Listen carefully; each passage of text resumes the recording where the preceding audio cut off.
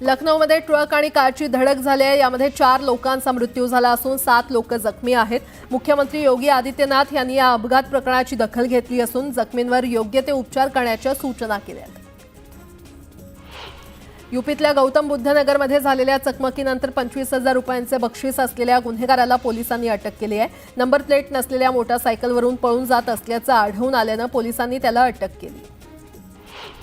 चंदीगडमध्ये गुंडांनी एका पोलीस कॉन्स्टेबलवर गोळीबार केल्याची धक्कादायक घटना घडली आहे। तपासणी दरम्यान वाहन थांबवल्यावर चोरट्यानं पोलीस कॉन्स्टेबलवर 4 राऊंड फायर केले। छत्तीसगडमध्ये माओवाद्यांनी मोठा कट उधळून लावण्यात आलेला आहे। सुरक्षा दलांच्या जवानांनी बिजापूरमध्ये 50 किलो आयडी जप्त केलाय। बिजापूरमध्ये पूल उडवण्याचा कट माओवाद्यांनी रचला होता, त्यावेळी ही कारवाई करण्यात आली आहे। पानिपत पोलिसांनी बनावट दारू बनवणाऱ्या कारखान्याचा पर्दाफाश केलाय। मोठ्या प्रमाणात बनावट दारू केमिकलने भरलेले ड्रम, कॅन आणि रिकाम्या बाटल्या तसंच मशीन जप्त करण्यात आल्यात। तर हा आरोपी बनावट दारू तयार करून दिल्लीमध्ये विकण्यासाठी नेत होता अशी माहिती समोर आली आहे। मध्य प्रदेशच्या भिंड शासकीय कार्यालयामध्ये वृद्ध महिलेला बुटानं मारहाण केली आहे। पीडित महिलेकडे लाच मागितली असून लाच न दिल्यानं मारहाण केल्याचा आरोप पीडितेनं केलाय।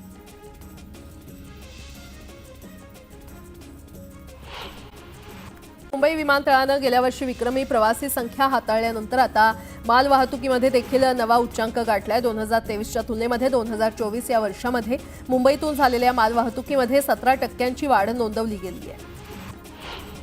सर्वसामान्य गुंतवणूकदारांची फसवणूक करणाऱ्या टोरेस कंपनीच्या घोटाळ्याप्रकरणी गुरुवारी ईडीनं मुंबई आणि जयपूर या 2 शहरात 13 ठिकाणी छापेमारी केली। यापैकी मुंबईत 10 तर जयपूरमध्ये 3 ठिकाणी धाडी टाकण्यात आल्यात। या छापेमारी दरम्यान कंपनीच्या आर्थिक व्यवहारांची काही कागदपत्र ईडीच्या हाती लागली आहेत। यूपीमध्ये भरलेल्या महाकुंभ मेळ्यामध्ये त्रिवेणी संगमावर पवित्र स्नान करणाऱ्यांची संख्या गुरुवारी 10 कोटींहून अधिक झालेली आहे। यंदाच्या महाकुंभ मेळ्यात 45 कोटींपेक्षा अधिक लोक येतील, हा अंदाज खरा ठरण्याची शक्यता आहे। देशातील प्रमुख 9 शहरांमध्ये 2023च्या तुलनेमध्ये 2024मध्ये घरांच्या विक्रीमध्ये तब्बल 9% घट झालेली आहे। दुसरीकडे नवी मुंबईमध्ये मात्र घरांच्या विक्रीत मोठ्या प्रमाणात वाढ झाल्याचं दिसून येत आहे। हैदराबादमध्ये 2024 मधील घरांच्या विक्रीत मोठी घसरण पाहायला मिळते। डिसेंबर 2024 मध्ये देशातील कर्मचारी भरतीमध्ये 31% वाढ झाली आहे। रोजगारावर निगराणी ठेवणाऱ्या फाउंडेशन्स इनसाइड ट्रॅकर अहवालात ही माहिती देण्यात आलेली आहे। ग्राहक, इलेक्ट्रॉनिक्स, वस्तू उत्पादन आणि बांधकाम अभियांत्रिकी क्षेत्रानं सर्वाधिक रोजगार दिलाय। प्लास्टर ऑफ पॅरिसच्या मूर्तीवर बंदी घालण्याचा आदेश उच्च न्यायालयानं दिलेला असून माघी गणेशोत्सवापासून न्यायालयाच्या निर्णयाची अंमलबजावणी होणार का याकडे सगळ्यांचं लक्ष लागलंय। न्यायालयाच्या आदेशाचा भंग झाल्यास तो न्यायालयाचा अवमान ठरू शकतो, याचं भान बाळगूनच मंडळांनी कार्यवाही करावी अशी भूमिका पालिकेनं मांडली आहे। मुंबईच्या पायाभूत सुविधा प्रकल्पावर कोट्यवधी रुपये खर्च करणाऱ्या पालिकेच्या मुख्यालयातील सुरक्षा रक्षकांना ओव्हरटाईमचा भत्ता अजूनही मिळालेला नाहीये। यातील काही सुरक्षा रक्षकांची ही थकबाकी हजारांपासून लाखांपर्यंत पोहोचली आहे। टाटा पॉवर मोफत पीएम सूर्यघर वीज योजना लागू केली आहे। 40पेक्षा जास्त घरं आणि हाऊसिंग सोसायट्या यामध्ये सहभागी झाल्या आहेत। त्यामुळे रूफटॉप सोलर क्षमता 24 मेगावॅट पर्यंत पोहोचली आहे। ग्राहकांनी आतापर्यंत 85 लाखांची सबसिडी त्यांना मिळालेली आहे। मुंबई शहरात जवळजवळ 3 लाख रिक्षा आणि 30,000हून अधिक टॅक्सी आहेत आणि त्या उभ्या करण्यासाठी पुरेसे स्टँड नसल्याचं युनियनचं म्हणणं आहे। मुंबईतील उपनगर परिसरामध्ये 250हून शेअर ऑटो रिक्षाचं स्टँड असून त्यापैकी 152 स्टँड पश्चिम रेल्वे तर 113 स्टँड मध्य रेल्वेच्या स्थानकाबाहेर आहेत। मात्र रिक्षांच्या तुलनेमध्ये ही संख्या अपुरी आहे। मुंबईकरांना सार्वजनिक वाहतूक सुविधा पुरवणं ही पालिकेची प्राथमिक जबाबदारी आहे। त्यामुळे कायद्यातील तरतुदीनुसार बेस्टचा अर्थसंकल्प हा पालिकेच्या अर्थसंकल्पात विलीन करणं अत्यावश्यक आहे। त्या दृष्टीनं आवश्यक उपाययोजना कराव्यात असं निवेदन बुधवारी बेस्ट कामगार सेनेनं अतिरिक्त आयुक्त डॉक्टर अश्विनी जोशी यांना दिलंय। मुंबई शहरातील कचरा, राडारोडा गोळा करण्यासाठी पालिकेनं कचरामुक्त तास मोहीम सुरू केलेली आहे। आठवड्याभरात एकूण 292.6 मेट्रिक टन कचरा गोळा करण्यात आला।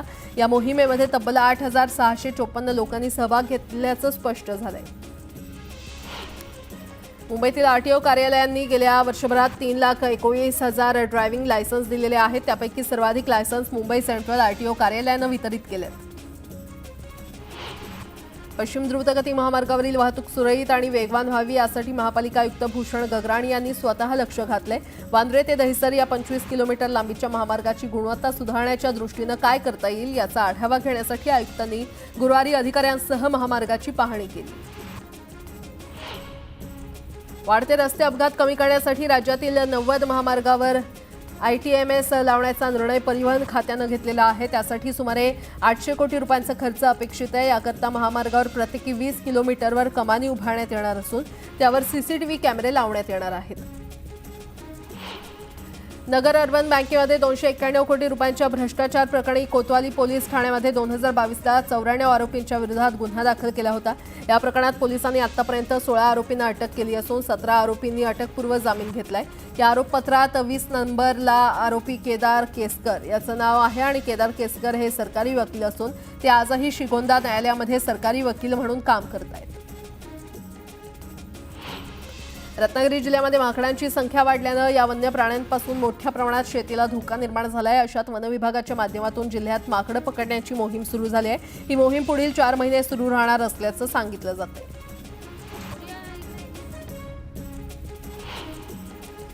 आता एक मोठी बातमी। सरपंच संतोष देशमुख हत्या प्रकरणी SIT तपासातून धक्कादायक माहिती समोर आली आहे। संतोष देशमुखांच्या हत्येसाठी तलवारीसारखे धारदार शस्त्र आणि लोखंडी रॉडचा वापर करण्यात आल्याची माहिती समोर आलेली आहे। तसंच तारेच्या 5 क्लच वायर लावत लोखंडी पाईपनं मारहाण केल्याची माहिती तपासातून समोर आली आहे। SITच्या तपासात सरपंचांना मारहाणीमध्ये वापरण्यात आलेल्या शस्त्रांबाबत माहिती समोर आली आहे। SITच्या तपासातून ही धक्कादायक माहिती समोर येते आहे।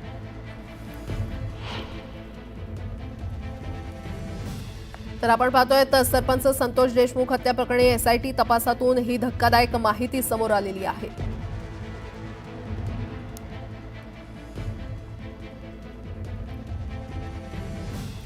संतोष देशमुख हत्या प्रकरणी न्याय मिळेपर्यंत आंदोलन पुढे ढकलावं, न्याय मिळेपर्यंत मैदानातल्या लढाईमध्ये सक्रिय राहा अशी मागणी दीपक भाई केदार यांनी मनोज जरांगे पाटील यांच्याकडे केली आहे। न्यायालयीन कोठडीमध्ये वाल्मिक कराडसारखी सुविधा सोमनाथ सूर्यवंशीला मिळाली असती तर सोमनाथ वाचला असता असंही केदार यांनी यावेळी म्हटलं। प्रजासत्ताक दिनाच्या राजधानी दिल्लीतील कर्तव्य पथावरील मुख्य ध्वजारोहण सोहळ्यात बीड जिल्ह्याची लेक फ्लाइंग ऑफिसर दामिनी देशमुख ध्वजारोहणानंतर ध्वजावर पुष्पवृष्टी करणार आहे। देशमुख वायुदलात फ्लाइंग ऑफिसर म्हणून कार्यरत आहे। कर्तव्य पथावर होणाऱ्या मुख्य सोहळ्यात परेड कमांडर म्हणून जबाबदारी ती सांभाळणार आहे। पुण्यात गुइलेन बॅरे सिंड्रोमची रुग्णसंख्या वाढली आहे। दूषित पाणी अथवा अन्नातून हा संसर्ग होत असल्याने काळजी घेण्याचं आवाहन आरोग्य विभागाने केलंय। काही रुग्णांच्या तपासणीमध्ये त्यांना या जीवाणूचा संसर्ग झाल्याचं निष्पन्न झालंय। पुणे शहरात आणि ग्रामीण भागात GBS रुग्णांची संख्या 67 वर पोहोचलेली आहे। त्यापैकी 13 रुग्ण कृत्रिम श्वासोच्छवास यंत्रणेवर आहेत। दरम्यान महापालिकेची तोकडी आरोग्य सेवा पुन्हा एकदा चव्हाट्यावर आली आहे, कारण या रुग्णांपैकी एकही रुग्ण महापालिकेच्या रुग्णालयामध्ये उपचार घेत नाहीये। दादरमधील शिवाजी पार्क परिसरात धुळीमुळे होणारं प्रदूषण रोखण्यासाठी मुंबई IITनं दिलेल्या उपाययोजना अंमलात आणण्याचा निर्णय मुंबई महापालिकेनं घेतलाय। या पार्श्वभूमीवर महाराष्ट्र प्रदूषण नियंत्रण मंडळ पुढील आठवड्यात मैदानातील धुळीबाबत आढावा घेणार आहे। राज्यातील बाजार समितीमध्ये मक्याची 8,179 इतकी आवक झाली तर त्याला 2,332 इतका दर मिळालेला आहे। कमाल दर हा 2,279 रुपये मिळाला आहे। कॉटन असोसिएशन ऑफ इंडियानं देशातील कापूस उत्पादनात वाढीचा अंदाज व्यक्त केला आहे। आपल्या यापूर्वीच्या अंदाजात वाढ करत 2024-25च्या हंगामात देशभरात ऑक्टोबर 2025 अखेर 304.25 तर 6 लाख कापूस गाठींचं उत्पादन होण्याचा अंदाज आहे। अहिल्यानगर बाजारात लाल कांद्याची 55,000 क्विंटल, नाशिक जिल्ह्यामध्ये 1,26,000 क्विंटल तर सोलापूर बाजारात 28,000 क्विंटलची आवक झाली। लाल कांद्याला कमीत कमी 1900 ते 2400 रुपयांपर्यंत दर मिळाला।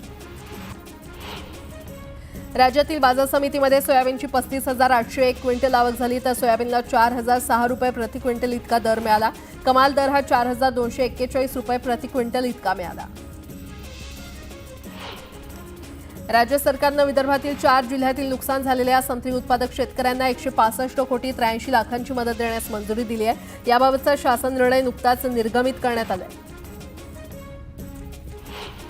नोकरी सांभाळून शिक्षण घेणाऱ्यांसाठी मुंबई विद्यापीठाचं दूरस्थ आणि ऑनलाईन शिक्षण केंद्र आयडॉल नेहमीच सोयीस्कर ठरतं. मात्र गेल्या 2 शैक्षणिक वर्षांपासून आयडॉलमधील विद्यार्थी संख्येचा आलेख उतरता राहिल्याचं दिसतंय. यंदा पदवी आणि पदव्युत्तर स्तरावरील विविध 16 अभ्यासक्रमांसाठी अवघ्या 24,894 विद्यार्थ्यांनी प्रवेश निश्चित केलाय. भटक्या श्वानांना खायला घालणाऱ्या महिलेच्या गृहसेवकाला सोसायटीच्या आवारात प्रवेश करण्यापासून गृहनिर्माण संस्था रोखू शकत नाही असं करणं हे नागरिकांच्या मूलभूत अधिकारांचं उल्लंघन केल्यासारखं आहे असं निरीक्षण उच्च न्यायालयानं नोंदवलंय. गेल्या 2 दिवसांपासून मुंबईच्या किमान तापमानात घट होते आहे. त्यामुळे पहाटे किंचित गारवा जाणवू लागलाय. मात्र दिवसभर पुन्हा उकाडा सहन करावा लागतो. दरम्यान पुढील 2 दिवस कमाल तापमानातही काहीशी घट होईल असा अंदाज व्यक्त करण्यात आलाय. पावसाळी पाण्याचा जलद गतीनं निचरा व्हावा यासाठी आतापासूनच उपाययोजना कराव्यात असे आदेश महापालिका आयुक्त प्रशासक भूषण गगराणी यांनी दिलेले आहेत.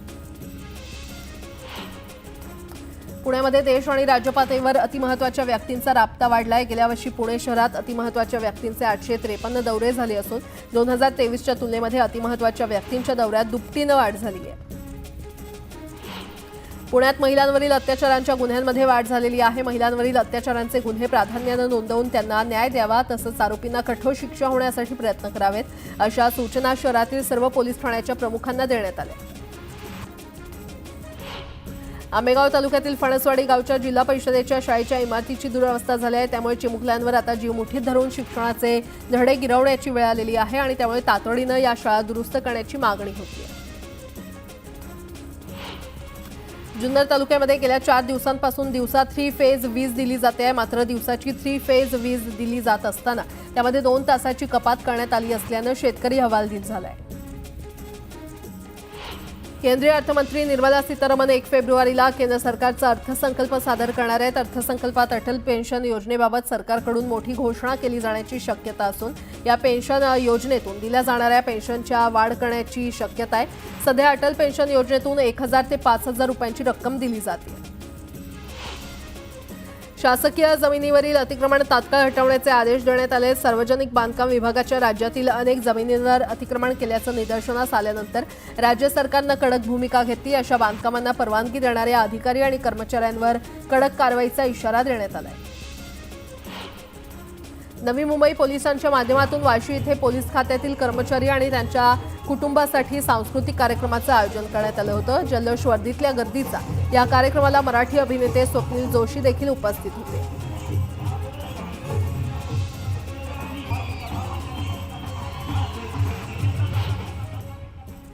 आता एक मोठी बातमी. लीलावती हॉस्पिटलमधून सैफ अली खानचा मेडिकल रिपोर्ट समोर आलेला आहे. वांद्रे पश्चिम इथल्या त्याच्या घरी घरफोडीच्या प्रयत्नात 5 वेळा वार करण्यात आले होते असं वैद्यकीय अहवालात म्हटलंय. सैफ अली खान याच्या पाठीवर, मनगटावर, मानेवर, खांद्यावर आणि कोपरावर वार करण्यात आले होते. त्याची जखम 0.5 सेंटीमीटर ते 15 सेंटीमीटर पर्यंत आहे. वांद्रे पश्चिम येथील त्याच्या निवासस्थानी पहाटे 2:30 वाजता झालेल्या हल्ल्याच्या वेळेची माहिती अहवालात देण्यात आली आहे. सैफ अली खानला त्याचा व्यवस्थापक आणि जवळचा मित्र अफसर झैदी यानं रुग्णालयात आणल्याची माहिती देण्यात आलेली आहे.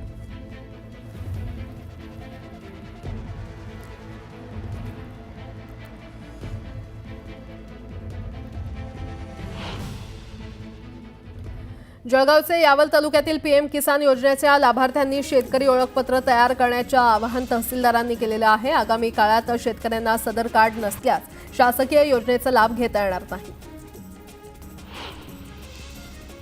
जळगाव रेल्वे अपघाताच्या प्रकरणाची 6 सदस्यीय उच्चस्तरीय समितीकडून चौकशी होणार आहे. या प्रकरणी कर्नाटक एक्सप्रेसचे लोको पायलट तसंच परधाडे आणि पाचोरा रेल्वे स्टेशनच्या स्टेशन मास्तर आणि गार्डची चौकशी करण्यात येणार आहे. जळगावतील रेल्वे अपघातातील मृतांचा आकडा 13 वरून 12 वर आलेला आहे. अपघातामध्ये एका महिलेचं शीर आणि धड वेगळं झालं होतं. मात्र त्यामुळे 2 वेगवेगळ्या लोकांचा मृत्यू झाल्याची माहिती सुरुवातीला समोर आली होती. मात्र तपासानंतर ते शीर आणि धड एकाच महिलेचं असल्याचं निदर्शनास आल्यानं मृतांचा आकडा आता 12 झालाय. जळगाव जिल्ह्यामध्ये रेल्वे अपघातात नेपाळ प्रवाशांचा मृत्यू झाल्यानंतर मृतदेह नेपाळमध्ये नेण्यासाठी मंत्री गिरीश महाजन यांनी अॅम्ब्युलन्स उपलब्ध करून दिली आहे. त्यामुळे मृतकांच्या नातेवाईकांनी गिरीश महाजन यांच्यासह पोलीस, पत्रकार आणि जिल्हा प्रशासनाचे आभार मानले. धाराशिव, लातूर जिल्ह्यामध्ये बर्ड फ्लूनं कावळ्यांचा मृत्यू झाल्याचं समोर आलंय. यामुळे प्रशासकीय यंत्रणा अलर्ट मोडवर आलेली आहे. कुठलाही पक्षी मृतावस्थेत आढळल्यास तात्काळ तपासणी करण्याच्या सूचना देण्यात आल्या. जळगावचे यावल तालुक्यातील शिरसाड शेत शिवारात एका अल्पवयीन मुलानं आत्महत्या केली. या प्रकरणी अकस्मात मृत्यूची नोंद करत पोलिसांकडून अधिक तपास सुरू आहे.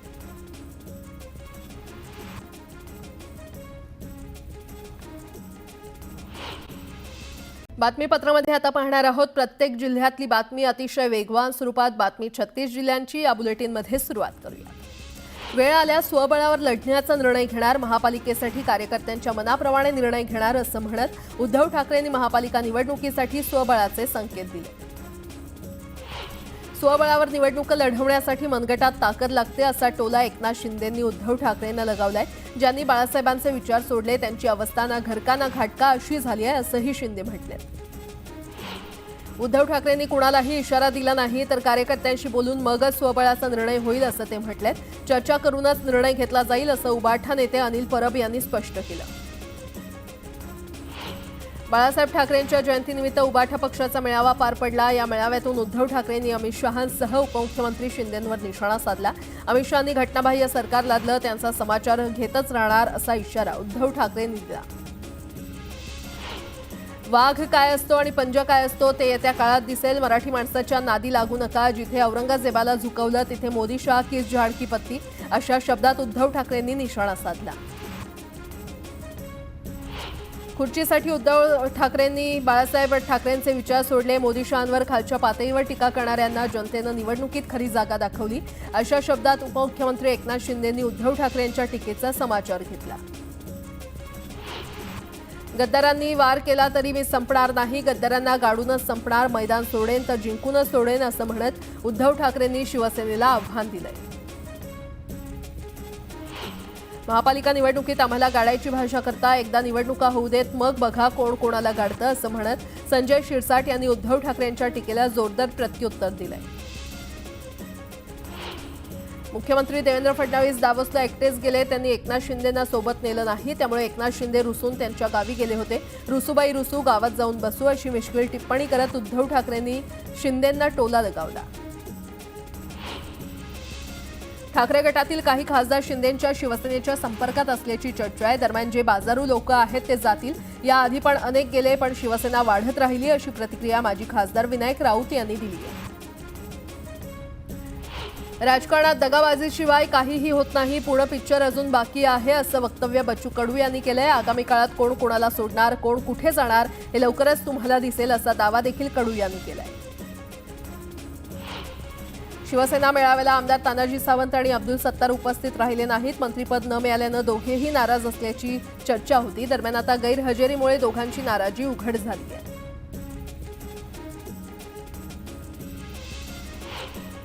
शिवसेना उद्धव बाळासाहेब ठाकरेंच्या पक्षाचे माजी आमदार राजन साळवी देखील उबाठाच्या मेळाव्याला उपस्थित राहिले नाहीत. त्यामुळे राजन साळवी उबाठा पक्षाला जय महाराष्ट्र करणार असल्याच्या चर्चा रंगू लागल्या.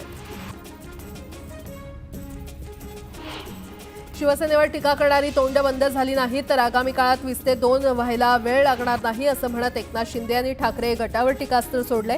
2.5 वर्ष माझ्यावर टीका झाली मात्र मी माझ्या कामातून टीकेला उत्तर दिलं असंही शिंदे म्हटले. आम्ही सगळे एकत्र काम करतो मात्र काही लोकांना सत्तेची हवा आहे अशा शब्दात अंबादास दानवे यांनी शिवसेनेवर टीका केली. आम्ही पक्षासाठी काम करतोय मात्र शिंदेंसोबत गेलेले लोक पक्षासाठी नाही तर सत्तेसाठी काम करतात असंही दानवे म्हटले. एक देश एक निवडणुकीशी संबंधित 2 विधेयकांवर चर्चा करण्यासाठी नेमण्यात आलेल्या संयुक्त संसदीय समितीची दुसरी बैठक 31 जानेवारीला होणार आहे. नवी दिल्लीतील संसद एनएक्सी भवनांच्या मुख्य समिती कक्षात दुपारी 3 वाजता ही बैठक होणार आहे. महायुतीतील भाजपच्या मंत्र्यांचे पीए हे थेट संघाचे कार्यकर्ते असणार आहेत. भाजपच्या मंत्र्यांचे सर्व पीए हे थेट संघाच्या मुशीत घडलेले असतील. त्यामुळे संघ आणि भाजपमध्ये देखील योग्य समन्वय साधता येईल असा निर्णय बैठकीत घेण्यात आला. नागपूर महसूल प्रशासनाचे कामकाज आणखी गतीनं व्हावं यासाठी राज्यातील सर्व मोठ्या जिल्ह्यांमध्ये 2 अतिरिक्त जिल्हाधिकारी कार्यालये निर्माण करण्यात येणार आहेत. त्यासाठी महसूल मंत्री चंद्रशेखर बावनकुळे यांनी पावलं उचलली असून तातडीनं प्रस्ताव तयार करण्याच्या सूचना त्यांनी राज्यातील सर्व विभागीय महसूल आयुक्तांना दिल्या. कुठे अडचण आली तर बिनधास्त अधिकाऱ्यांना ठोकून काढा असं वादग्रस्त विधान मनसेचे आमदार राजू पाटील यांनी केलंय. अधिकाऱ्यांवर वचक राहिला पाहिजे असं म्हणत राजू पाटलांनी पदाधिकाऱ्यांना मार्गदर्शन केलं. देशमुख हत्या प्रकरणातील आरोपी वाल्मिक कराडवर देशद्रोहाचा गुन्हा दाखल करा अशी मागणी सचिन खरात यांनी केली आहे। देशद्रोहातील आरोपीला सोडवण्याची कॉल रेकॉर्डिंग व्हायरल झाल्यानंतर आरपीआय खरात गट आक्रमक झालाय। नागपुरात गुरुवारी काही गावगुंडांनी दारूच्या नशेमध्ये पेट्रोल पंपावर लुटीचे प्रयत्न केल्याचं समोर आलंय। दारूच्या नशेमध्ये या गावगुंडांनी पेट्रोल भरणाऱ्या इतर वाहन चालकांना धडक दिली। काही गुंडांनी चाकूचा धाक दाखवत पंपावरील कर्मचाऱ्यांच्या हातातील पेट्रोल पंपाचे पैसे लुटण्याचाही प्रयत्न केला। मात्र इतर वाहन चालकांनी आरडाओरडा केल्यामुळे हे गावगुंड धमक्या देत तिथून पळून गेले।